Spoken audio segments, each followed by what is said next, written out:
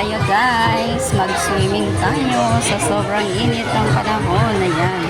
Ito ang tinatawag nilang Buso-Buso Island. Ayan, napakaganda mga kababayan. Ayan, mga kabalen. Ayan po.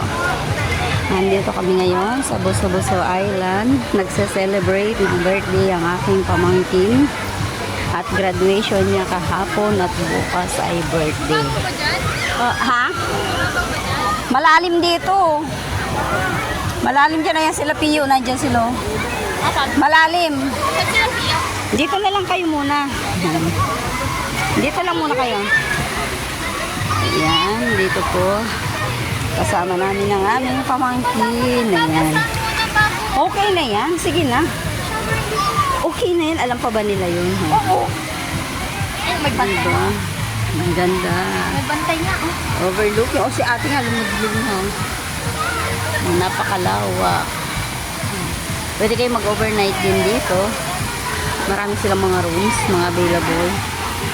At maganda ang kanilang vicinity. Marami silang pool. Meron pa dun sa taas. Ayan, nandito lang kami sa may baba ngayon dahil may bata. So, ayan po.